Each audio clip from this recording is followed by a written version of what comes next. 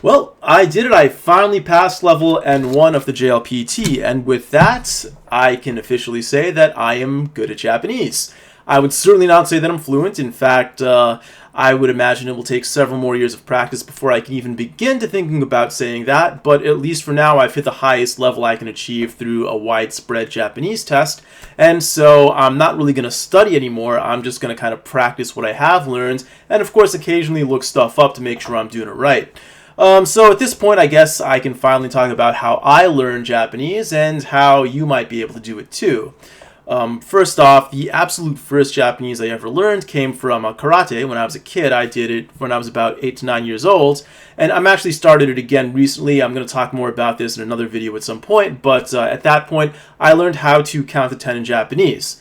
Ichi, ni, san, chi, go, roku, shi, hachi, kyuju, really easy stuff. And after that, no Japanese for a long time until I started watching anime in high school. Now, from anime, I did pick up a lot of phrases, and in fact, I still do. That's pretty much going to be my main source of learning Japanese going forward as well.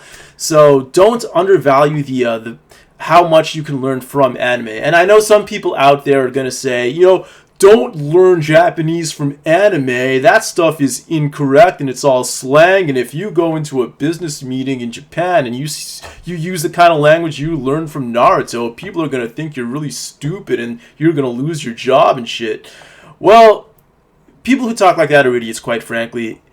You have plenty of chances to learn Japanese just passively from a hobby that you like. Of course you should learn from it. You just have to bear in mind that there are other things you have to learn on top of that. But if you're going to ignore what you could be learning from anime just because you're afraid of some phantom possibility that in the future someday you may have a business meeting where people are going to look down on you for using the language that you learned from anime, that is not only a very low likelihood of actually happening, but the fact that you have even made it that far to be having business meetings in Japan where you are expected to speak Japanese. If you get to that level, you've already won. It doesn't matter if you screw up there. And, as a foreigner, people are not going to expect you to speak Japanese in the first place. So if you can even say a few words, people are going to say, oh, Nihongo jozu. Like, you're still good at Japanese just because you can say hello. The bar here is very, very low. So even if you come here with a minimal understanding of Japanese, people will appreciate that. It's not like in America where if you say, you can speak perfect English, but if you have an accent, you're going to be treated like you don't speak. Well, it's the exact opposite in Japan. They appreciate any little amount you can speak, so don't worry about that. Learn as much as you can from anime. I always have, and I will continue to do so. Now, after that, in my final year of college, just like a year after I started my website, that's when I first started learning Japanese officially, from a Japanese class in my university. I had a little bit of free time during my senior year, and so I took Japanese levels 1 and 2. And I learned a lot there. The beginning grammar, it's the foundation of the language. It's what you're going to learn, what you're actually going to use when you first come here. In fact, probably the majority of my speaking still falls back on what I learned during that first full year, the first 2 semesters of a Japanese class I officially took in college. So I encourage you to do that if you have free time and if you are interested in learning the language. That first year of beginner Japanese is the most important Japanese you're going to learn. And then after that, I didn't study Japanese officially for a while. Of course, I kept watching anime, but I went to law school. I was pretty busy during my first 2 years. Then I went blind, and then I was like, okay, I can't watch anime so much anymore. What am I going to do? So I'm like, okay, why don't I start learning Japanese through podcasts? So I looked around for a good podcast. I ended up settling on JapanesePod101.com.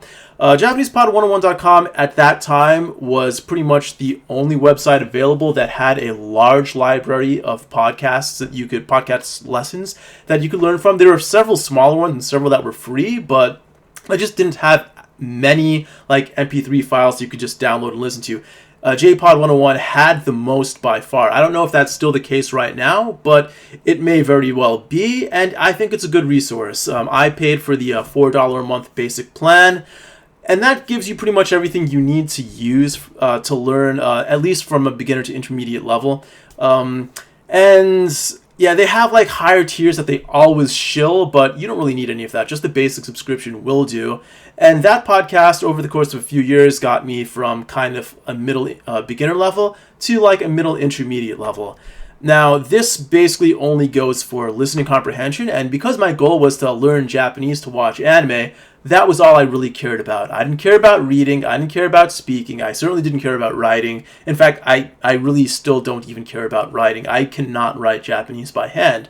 I can write by like computer, by a keyboard, but a smartphone, I cannot write by hand at all, and you don't ever need to, so I'll get into that later also probably. But, yeah.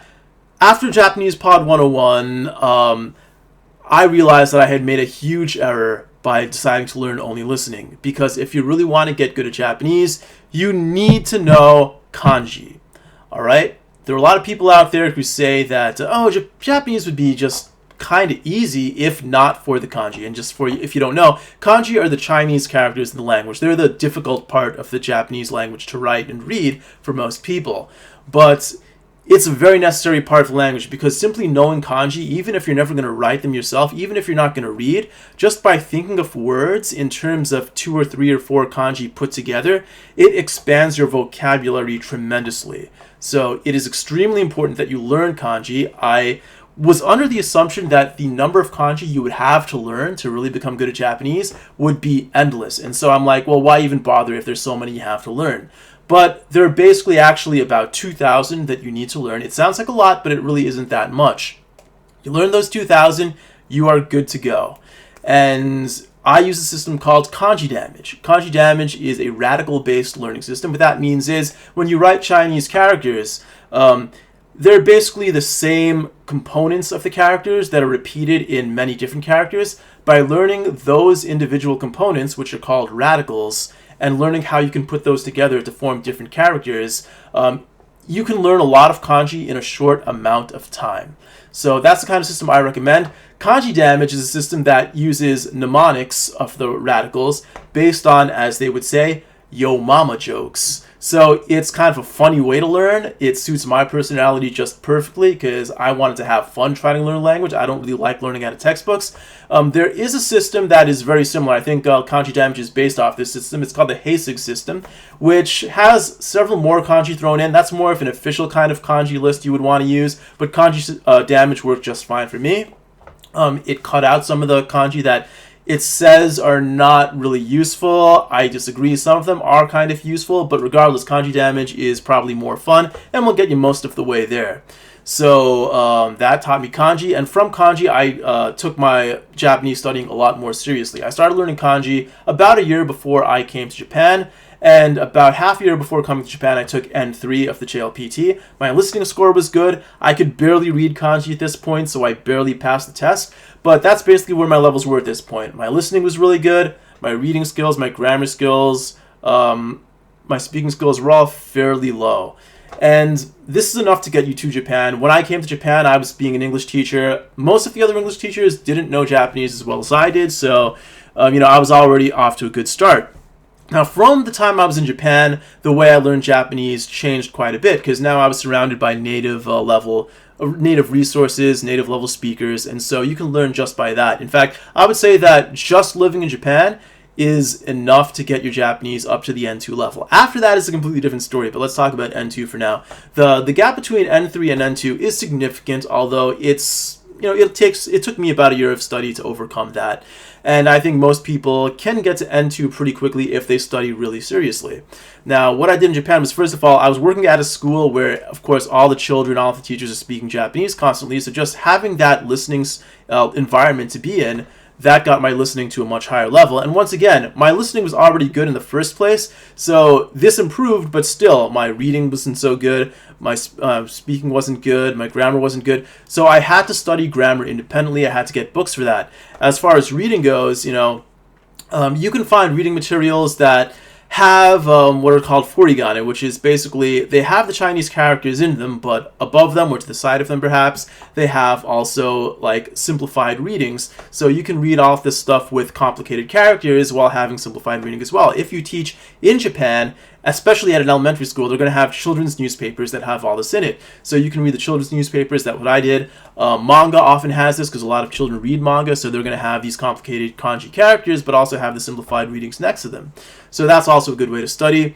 And yeah, basically with a year of study, also I went to some lessons at this point. This was the first time I took lessons independently outside of my college, but there are some programs in towns in Japan where they're willing to teach Japanese to foreigners for free to help you get adjusted to living there. So I would go to these lessons once a week. They teach me a little bit of Japanese, give me some stuff to study on my own, and that also played a big role in getting me from the N3 to the N2 level. So now, after about a year in Japan, I took the N2 test, thought I failed, but ended up passing by not a large margin, but a comfortable enough margin that I wouldn't say that I barely passed the way I barely passed N3 when I was in America. Now, from this point on, N2 to N1 took me 4 years. This is for a few reasons. First of all, you're not going to pick up N1 level Japanese from your environment because people don't actually speak like that. N1 is not a very practical qualification to have. It just means basically that you can adjust to any environment that you're in, you can adapt, but this is not stuff that you're going to pick up from your environment. So you have to study from the textbooks. You have to really hit the books hard. You have to go out of your way to study. So at this point, I started making vocabulary lists on my phone. I had a dictionary that also had a built-in flashcard application. So whenever I looked up a word in my dictionary that I didn't know, I would also save that into a flashcard and basically in my free time start up the flashcards and memorize these vocabularies. So from this, my vocabulary also became very good. Also from this, my kanji became very good because just having to memorize these words and also having the kanji damage background of putting characters together from radicals, I became very good at kanji very quickly, actually. And kanji ended up becoming one of my strengths when I was taking the N1 test. Even though I took N1 4 times and the first 3 times, of course I failed, my kanji score was always very high. So you can become good at kanji very quickly. Don't be intimidated by the fact that you have to learn like 2,000 to be able to live like a Japanese person. So at this point, my grammar was really weak. Of course, speaking has always been weak for me because I just never had to. As an English teacher, you're expected, in fact, you're basically forced not to speak Japanese at school because what's the point of being an English teacher if you're going to speak Japanese? So I'm still working on that right now, but grammar, that's something you really have to study hard. Vocabulary, that got better over time. Reading. Here's the problem with reading. So my vocabulary was good, but my reading on these tests was bad because reading speed was difficult for me.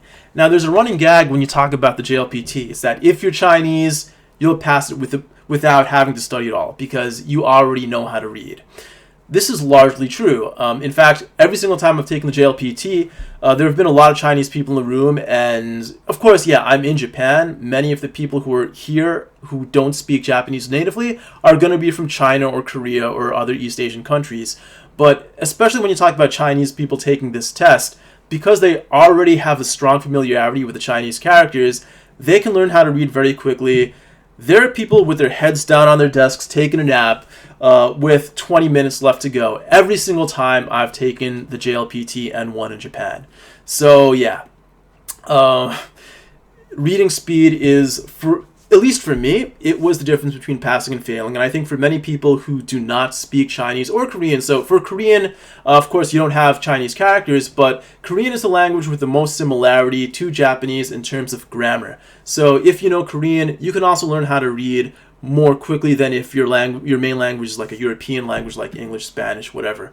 So you have to get better at reading quickly. This you can do through, I guess, of course, the more you read in your free time, the better it is. You can read like light novels, you can read visual novels, manga, newspapers, whatever you want to, whatever suits your interests, basically. That's what you want to practice reading. Also, I love karaoke, and I'm going to make a post about this someday too, but karaoke, or karaoke as some would pronounce it, will help you learn how to read quickly, because if you can't read the Japanese on the screen quickly, you won't be able to sing the song. So that's one way to study. Also, of course, it'll cost you because, karaoke is a little bit expensive here, but especially if you're going to do it on a regular basis, but it is a very fun way to learn.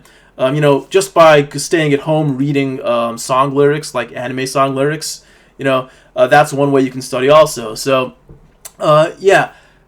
Eventually, I guess my reading speed picked up because I read the Muv-Luv visual novels. I'm still reading Muv-Luv. I'm reading Grand Blue Fantasy on my phone. That always has a lot of text in it. I'm gonna make a post about Grand Blue Fantasy someday too. I don't really like the game, but it is a valuable resource for studying Japanese because a lot of the text is voiced and it's voiced very well. And since I'm this far into it, my sunk costs are there. I can't escape at this point. So I'm going to keep playing this game for a while, even though I don't really like it. And even though, because of this game, I haven't really been playing other games I wanted to play as well. But you can learn a lot from video games, because you have to read a lot, and a lot of the lines are voiced. So anyway, after a lot of this, I finally passed N1 once I got my reading speed up. This time, I finished the test with about 5 minutes to go. I finished it comfortably. My score was actually very, very high, and much higher than it needed to be to pass. So yeah, that's basically how I learned Japanese. Also, I took some classes. Now, my company pays for me they pay about half my tuition to go to a Japanese school. So after work, sometimes I go to take some Japanese classes. It's basically the same as my community center classes that these volunteer old people would teach in the countryside. Except the only difference is now that I'm paying, and the teaching quality is probably a little bit higher because these teachers, they do have a little bit more training and they are professionals. But that's really it. There are other ways to study too, of course. I've come across some people suggesting a method that basically involves meditation every day to clear your mind, and a system based on learning Japanese from there. Some of these systems, they will work perfectly fine, and you can learn a lot very quickly, but learning Japanese basically has to be your entire life. There are people who have learned to at least listen to a Japanese fluently just from learning anime, but this is from watching anime, but this is because they have been watching 5 hours of anime a day. That's what I was told. One of Digibro's friends became fluent just by watching 5 hours of anime every day or more. So that's also possible. Just being in an environment where you have to speak a lot, that works for a lot of other languages where there are similarities to English, so that you can draw connections between the language you're trying to learn and English, and build up from there. But you can't really do that for Japanese, because Japanese has just a much different way of thinking, a much different grammar, much different vocabulary. So you really do have to study in an official capacity to really get good at Japanese, at least if you're going to get good at more than speaking and listening. And yeah, there are people, I guess, who've become, done it entirely the academic way. The problem with academic learning is that, the tools are all in your mind, but then you need a lot of practice to get good on top of that. And of course, you can do it that way. That will get you very far, but it's like how when students in Japan learn English, they have the academic basis to become good at English, but their speaking, their listening, their practical skills will be absolutely terrible unless they actually spend some time in an English-speaking country or have some other way to constantly practice the language. So you can do it the academic way as well. My thing was just a huge hybrid of all these different ways of learning Japanese that will leave you with some holes, and you have to overcome those holes by yourself. But, that is a perfectly acceptable way to do it too. So whatever system you're using, it can work. Just stick with it. Learn to read, learn to write. Don't ignore the things that you think are unnecessary for your purposes. You have to learn the whole language comprehensively. And if you do that, and if you put in the time, you can become good at Japanese too. So if you have any questions, go ahead and ask me. Otherwise, that's the end of my video for now. I'm going to continue learning Japanese, and I'll let you know how that progresses in a later